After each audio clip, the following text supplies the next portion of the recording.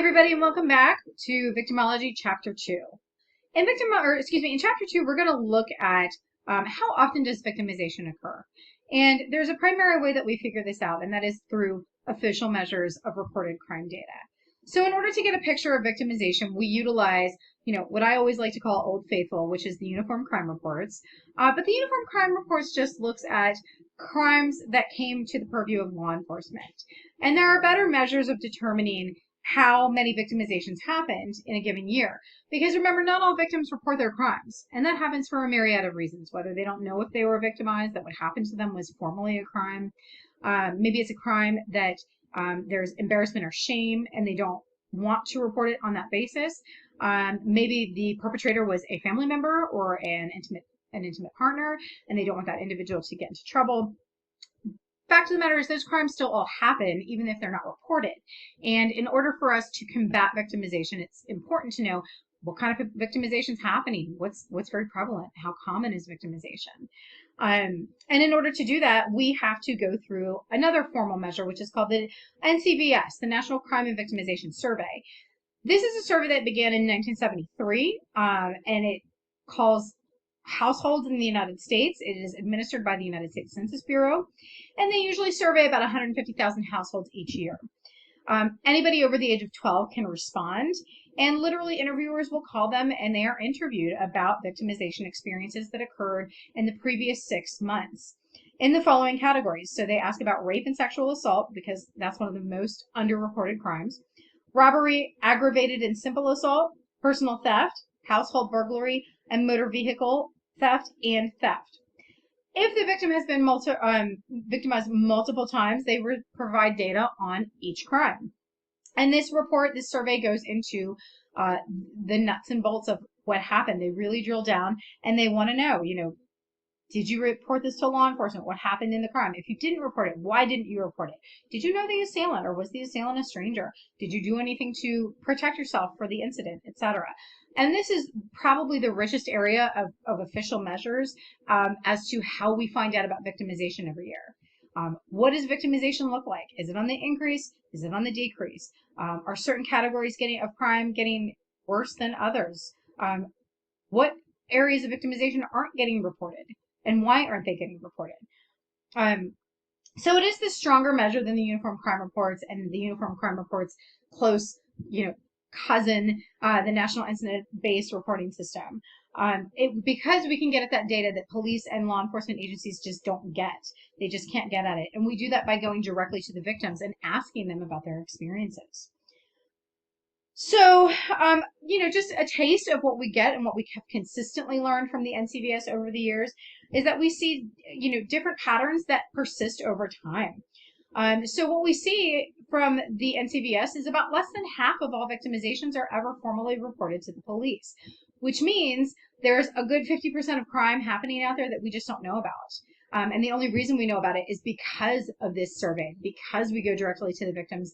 We provide them anonymity, we provide them confidentiality, and we say, we're just looking to gather data, so please feel free to be open and honest with us and tell us about your experiences. We also know that property crimes are less likely to be reported to formal law enforcement agencies than are violent crimes. Rape is less likely to be reported to law enforcement than any other category of violent crime. Aggravated assaults are the most likely to be reported to law enforcement than any other type of crime. And interestingly enough, only about a third of victims were strangers to their victimizers. So all of this information is derived from the victimization studies, which begs the question, why are some people more likely to be victims than others? Okay. Some people, what we have found from this data, are victims not just one time, but repeatedly over time. And it happens again and again and again. And it begs the question, why? Why do some people end up being victimized one time in their lifetime and that's it? And other people seem to come through the door of victimization again and again and again. We have a couple of theories that address that question. And the first one is going to be the subculture violence theory. And this is a theory that carries the belief that the acceptability and necessity of violence are going to result in greater rates of victimization. So, for example, victims of crime are more likely to retaliate which is going to create other victims of crime. And it's sort of a domino effect that you victimized me, so now I'm going to victimize you. I victimize you, you're going to victimize me or someone near me, or you're going to lash out at others, and on and on and on and on goes this subculture violence theory. Some types of victimization are linked with subsequent criminality, so that we see when people are victimized in certain capacities, we actually see them deviate into criminality.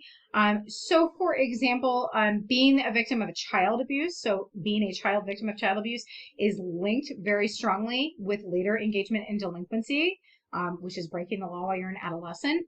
And of course, delinquency is the greatest precursor to adult criminality, that individuals who engage in delinquency are very likely to engage in adult criminality. So we see that this byproduct of victimization is bleeding into criminality. It's actually victimization can provoke more crime out of previous victims. They sort of bleed into the criminal element. Why? What are some ideas for this? Well, people who end up being victims, they suffer from depression, psychological problems, post-traumatic stress disorder. They treat all of these issues with alcoholism and drug abuse. And all of these things are going to increase the likelihood that they're going to end up engaging in crime, which creates what we call that cycle of the victim to offender behavior, that once victimized, and then you start having the effects of victimization, you start self-medicating with alcohol, you start self-medicating with drugs, and all of a sudden you're caught in this cycle and you can't get out of it. Other theories of victimization include routine activities theory, which is the marriage of a motivated offender, a suitable target, and a lack of guardianship that results in crime. This theory can explain chronic victimization based on an individual's routine activities. It depends on what your routine activities are. If you live in an area that's high crime and your routine activities take you through that area again and again, you're going to have a greater likelihood of repeat victimization than others. Lifestyle exposure theory defines this circumstance as that there are certain people who are going to be victimized more because of the lifestyle and the exposure they have to crime. So if you work at a bar, if you work late at night in secluded areas, you're more likely to be victimized based on the fact that more crime is happening around you. There's just greater opportunities for your victimization. This theory also developed what we call the principle of homogamy, which states that the greater frequency that a person comes into contact with a demographic of offenders results in the greater frequency that you are going to be a victim. Put simply, the more often you're around people who are more likely to offend, the more likely you're going to be a victim. So if you work in a bar, one of the things that we see is that alcohol precipitates violent crime. It precipitates assaults, sexual assaults, physical assaults, etc. If you're around people who are drinking more frequently than other people, you are at greater likelihood of being victimized. That's lifestyle exposure theory and the concept of homogamy. There's also the social interactionist perspective, and these are individuals experiencing stress are theorized to be more likely to break the rules and or to be more likely to be irritating or antagonistic to the people around them, which is going to provoke negative reactions and possibly aggressive behaviors from the people surrounding them. When we have those aggressive reactions, the person with stress is then also going to react, right? And when they do so negatively, the situation comes to a head, and then we have victimization, right? Violent victimization typically. So other factors that influence the odds of victimization are going to be things like neighborhood context.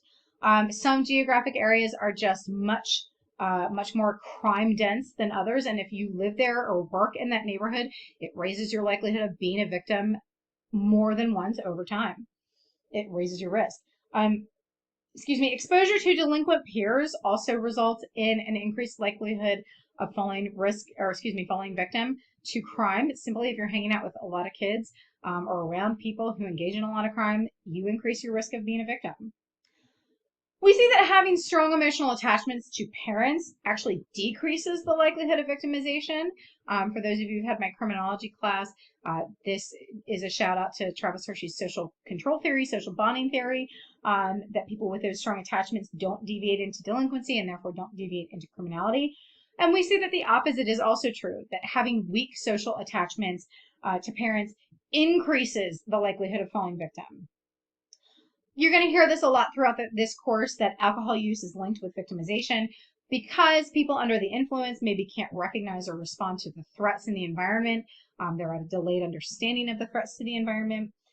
You have a lack of inhibitions. You might engage in behaviors and say or do things that you wouldn't otherwise say or do, which may get you into situations of trouble and increase your likelihood of victimization.